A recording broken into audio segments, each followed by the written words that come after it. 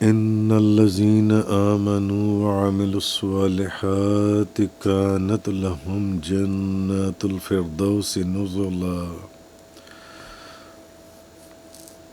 آج سورۃ الکہف کی آیت نمبر 107 سے بیان ہے، بے شک جو لوگ ایمان لائے اور انہوں نے نیک کام کیے ان کے لیے فردوس کی جنتوں کی مہمانی ہے، خالدین فیہا لا یبغون عنہا حولا، وہ اس میں ہمیشہ رہنے والے ہیں، وہ اس جگہ کو تبدیل کرنا نہیں چاہیں گے۔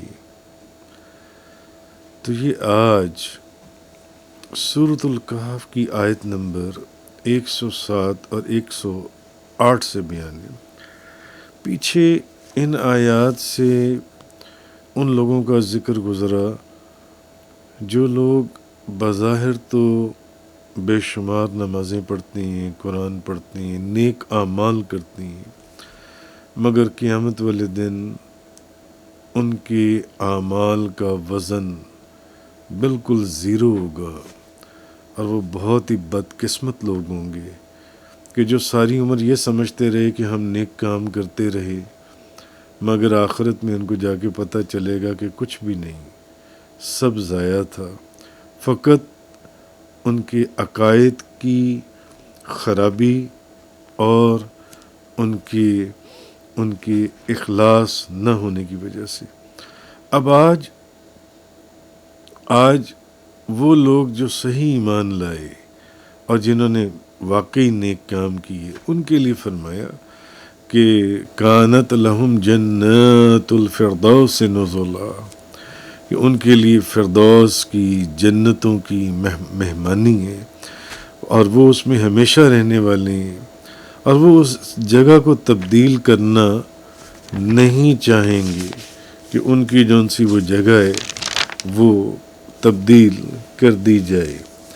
تو اصل میں جنت، جو اہل جنت ہیں ان کے لیے اللہ تعالیٰ نے جو نعمتیں تیار کی ہیں وہ انسان کے تصور سے بھی زیادہ ہیں، انسان کا تصور بھی وہاں نہیں پہنچ سکتا۔ جو اللہ نے جنت میں الحمدللہ ایمان والوں کے لیے جو نعمتیں اللہ تعالیٰ نے رکھی ہیں، جیسے کہ قرآن کریم میں آتا ہے، تو کسی جان کو معلوم نہیں وہ آنکھوں کی ٹھنڈک جو ان کے لیے ان کے اعمال کے بدلے میں چھپا رکھی ہے۔ وہ آنکھوں کی ٹھنڈک کسی کو پتہ ہی نہیں ہے جو ان کے لیے ان کے اعمال کے بدلے میں چھپائی ہوئی ہے جو ان سی ہے۔ تو حضرت ابو ہریرہ رضی اللہ تعالی عنہ سے روایت ہے اور بخاری شریف کی حدیث ہے کہ نبی پاک صلی اللہ علیہ وسلم نے فرمایا، اللہ فرماتا ہے کہ میں نے اپنے نیک بندوں کے لیے ایسی نعمتیں تیار کر رکھی ہیں جن نعمتوں کو نہ کسی آنکھ نے دیکھا، نہ کسی کان نے سنا، اور نہ ہی کسی انسان کے دل پر اس کا خطرہ گزرا۔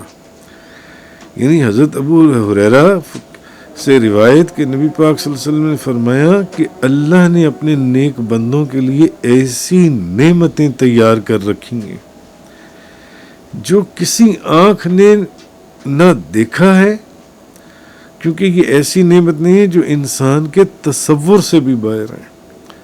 انسان اپنے تصور کو جہاں مرضی لے جائے مگر وہ ان نعمتوں کی حقیقت تک نہیں پہنچ سکتا، اور نہ کسی کان نے سنا اور نہ ہی کسی کے دل پر اس کا خطرہ گزرا ہے۔ تو نبی کریم صلی اللہ علیہ وسلم پھر آپ نے وہاں یہی آیت پڑھی، تو کسی جان کو معلوم نہیں کہ وہ آنکھوں کی ٹھنڈک جو ان کے لیے ان کے اعمال کے بدلے میں کسی جان کو پتہ ہی نہیں ہے، نہیں پتہ۔ انسان کا تصور بھی اس چیز کا پتہ نہیں لگا سکتا کہ وہ تصور میں ان نعمتوں کی حقیقت اور عظمت تک پہنچ جائے جو اللہ نے نیک لوگوں کے لیے نعمتیں اور عظمتیں اور برکتیں رکھی ہوئی ہیں۔ تو اب یہ جو جس آیت کی تفسیر ہے، زیر تفسیر اس آیت میں جس جنت کا ذکر ہوا اس کے متعلق حضرت ابو ہریرہ رضی اللہ تعالی عنہ سے روایت ہے۔ یہاں اس آیت کے اندر ان الذین آمنوا وعملوا الصالحات کانت لہم جنات الفردوس،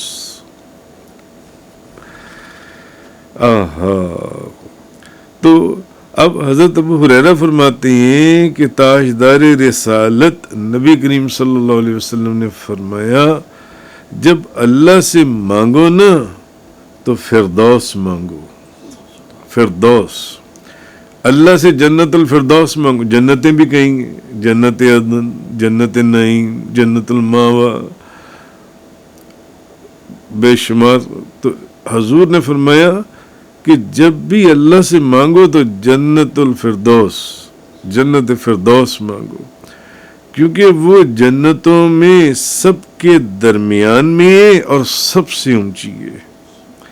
حضور نے فرمایا جنت الفردوس جو ہے جب بھی اللہ سے مانگو تو یہ جنت مانگو، کیونکہ یہ جنتوں کے ایک تو درمیان میں اور دوسرا سب سے اونچی ہے، اور اس جنت الفردوس کے اوپر رحمان کا عرش ہے، اس کے اوپر، اور اس سے جنت کی نہریں جاری ہوتی ہیں، اس جنت الفردوس سے جنت کی نہریں جاری ہو رہی ہیں، یہ جون سی ہے۔ اس لیے حضور نے فرمایا جب بھی مانگو جنت الفردوس مانگو جون سے۔ تو حضرت صہیب رضی اللہ تعالی عنہ آپ بیان کرتے ہیں کہ نبی پاک صلی اللہ علیہ وسلم نے اس آیت کی تفسیر میں، جیسے کہ وہاں میں نے فرمایا، اب ایک روایت یہ ہے جن لوگوں نے نیک کام کیے ان کے لیے اچھا اجر ہے اور اس سے زیادہ بھی، اچھا اجر ہے اور اس سے زیادہ بھی ہے۔ تو آپ نے فرمایا کہ جب اہل جنت میں داخل ہو جائیں گے، جب جنتی لوگ جنت میں چلے جائیں گے تو ایک منادی ندا کرے گا، ایک ندا دینے والا آواز دے گا، تو وہ کہ تمہارے لیے اللہ کے پاس ایک وعدہ ہے، بھئی تمہارے لیے اللہ کے پاس ایک وعدہ ہے۔ جب جنتی لوگ جنت میں چلے جائیں گے اس وقت ان کو کوئی آواز دینے والا آواز دے گا، وہ کہے گا تمہارے لیے اللہ کے پاس ایک وعدہ ہے۔ وہ کہیں گے، وہ جنتی وہ کہیں گے کیا اللہ نے ہمارا چہرہ سفید نہیں کیا؟ ترمذی شریف کی حدیث ہے، سنن ابو داؤد کی حدیث، ترمذی شریف کے مسند احمد، سنن ابن ماجہ کے اندر یہ حدیث ہے۔ تو وہ کہیں گے کہ جب جنتی لوگوں کو یہ کہا جائے گا کہ تمہارے لیے اللہ کے پاس ایک وعدہ ہے، تو وہ کہیں گے کہ کیا اللہ نے ہمارا چہرہ سفید نہیں کیا؟ کیا اس نے ہمیں دوزخ سے نجات نہیں دی اور ہمیں جنت میں داخل نہیں کر دیا؟ وہ کہیں گے کیوں نہیں؟ پھر اللہ اور ان کے درمیان سے حجاب اٹھا دیا جائے گا۔ وہ کہیں گے کہ ہاں بالکل ایسا ہے۔ جب وہ کہیں گے کہ کیا اللہ نے ہمارا چہرہ سفید نہیں کیا؟ جنتی لوگوں کے چہرے سفید ہوں گے، دوزخیوں کے اس دن کالے ہوں گے، پھٹکار پڑی ہوگی۔ تو کیا اللہ نے ہمارا چہرہ سفید نہیں کیا؟ کیا اس نے ہمیں دوزخ سے نجات نہیں دی اور ہمیں جنت میں داخل نہیں کیا؟ یعنی اب تو ہم جنت میں آ گئے ہیں۔ وہ کہیں گے کیوں نہیں؟ یہ بات ہو رہی ہوگی کہ اللہ اور ان کے درمیان سے میں جو حجاب ہے وہ اٹھا دیا جائے گا۔ آپ نے فرمایا اللہ کی قسم ان کو اس کی طرف دیکھنے کی بنسبت زیادہ محبوب کوئی چیز نہیں دی تھی۔ یعنی یہ وہ چیز ہے کہ اس سے زیادہ ان کو کوئی چیز اور محبوب ہوگی نہیں جب اللہ اپنے اور ان کے درمیان میں سے حجاب اٹھا دے گا اور وہ اللہ کا دیدار کریں گے جو ان سے. اسی طرح ایک حدیث میں حضرت عبداللہ بن عمر رضی اللہ تعالیٰ عنہما بیان کرتے ہیں کہ رسول اللہ صلی اللہ علیہ وسلم نے فرمایا اہل جنت میں سب سے کم درجہ اس شخص کا ہوگا. نبی پاک صلی اللہ علیہ وسلم نے فرمایا جنتیوں کے اندر جس شخص کا درجہ سب سے کم ہوگا، جس کا سب سے کم ہوگا وہ ہوگا جو 1000 سال کی مسافت سے، یعنی 1000 سال کے سفر سے، جتنا 1000 سال کا سفر ہے 1000 سال کی مسافت سے اپنی جنتوں کو، اپنی بیویوں کو، اپنی نعمتوں، اپنے خادموں کو اور اپنی باندیوں کو دیکھے گا. حضور نے فرمایا جنتیوں کے اندر جس شخص کا درجہ سب سے کم ہوگا وہ بندہ ہے جو 1000 سال کا جو سفر جتنی دیر میں طے کیا جاتا ہے 1000 سال کی مسافت سے اپنی جنتوں کو، اپنی بیویوں کو، اپنی نعمتوں کو، اپنے خادموں کو اور اپنی باندیوں کو دیکھے گا. اور اللہ کے نزدیک جنتیوں میں سے جو سب سے زیادہ مکرم شخص ہوگا، جس کا اللہ کے نزدیک سب سے زیادہ یعنی مکرم، اکرام والا، مرتبے والا، مقام والا ہوگا، یہ وہ شخص ہوگا جو اللہ کے چہرے کا صبح کے وقت بھی دیدار کرے گا اور شام کے وقت بھی دیدار کرے گا. یہ وہ بندہ ہے. تو اسی لیے پچھلی حدیث میں جہاں میں نے آپ سے عرض کی کہ وہ جنتی لوگ کہیں گے کہ کیا اللہ نے ہمیں جنت میں داخل نہیں کیا، اللہ نے ہمارا چہرہ سفید نہیں کیا، اللہ نے ہمیں دوزخ سے آزاد کر دیا، نجات نہیں دی، تو اب حجاب اٹھایا جائے گا. تو حضور نے فرمایا وہ جو دیدار ہے نا، زیارت، اس سے زیادہ محبوب چیز جنتیوں کے لیے اور کوئی چیز بھی نہیں ہوگی. مگر اس حدیث کے اندر یہ جو سنن ترمذی شریف کی حدیث میں نے آپ کے سامنے بیان کی، حضرت عبداللہ بن عمر والی جو انسی ہے کہ نبی پاک صلی اللہ علیہ وسلم نے فرمایا جس بندے کا سب سے کم درجہ ہوگا جنت میں وہ اللہ کے نزدیک وہ ہوگا، یعنی جو 1000 سال کی مسافت سے اپنی جنتوں کو دیکھے گا، اپنی بیویوں کو دیکھے گا جہاں اس نے جانا ہے، اپنے خادموں کو دیکھے گا، اپنی باندیوں کو دیکھے گا، اپنی نعمتوں کو دیکھے گا، اور اللہ کے نزدیک جس کا سب سے زیادہ جو اللہ کے نزدیک مکرم ہوگا، بندہ اکرام والا ہوگا، وہ بندہ ہے جنت کے اندر بھی جس کا سب سے جو اس مقام کے اندر ہوگا، جو اللہ کے سب سے زیادہ مکرم ہوگا اللہ کے نزدیک، وہ بندہ ہے اللہ کے نزدیک جس شخص کو اللہ صبح اور شام اپنے دیدار سے مشرف فرمائے گا جنت کے اندر. تو پھر نبی پاک صلی اللہ علیہ وسلم نے یہ آیات پڑھی کہ وجوہ یومئذ ناظرہ الی ربہا ناظرہ، اس دن بعض چہرے تر و تازہ ہوں گے اور اپنے رب کی طرف دیکھنے والے ہوں گے. قرآن کہہ رہے یعنی بعض چہرے اس دن ایسے ہیں جو اس دن اپنے رب کو جنت میں اپنے رب کو دیکھا کریں گے. بعض جنتی ایسی ہیں جن کو صبح شام اللہ کے دیدار سے مشرف کیا جائے گا. اور پھر ایک اور حدیث مسلم شریف کی حضرت ابو سعید خدری رضی اللہ تعالیٰ عنہ بیان کرتی ہیں کہ نبی پاک صلی اللہ علیہ وسلم نے فرمایا اللہ تعالیٰ اہل جنت سے ارشاد فرمائے گا، اہل جنت سے کہے گا اے اہل جنت، وہ کہیں گے اے ہمارے رب ہم حاضر ہیں اور تیری اطاعت پر کمر بستہ ہیں.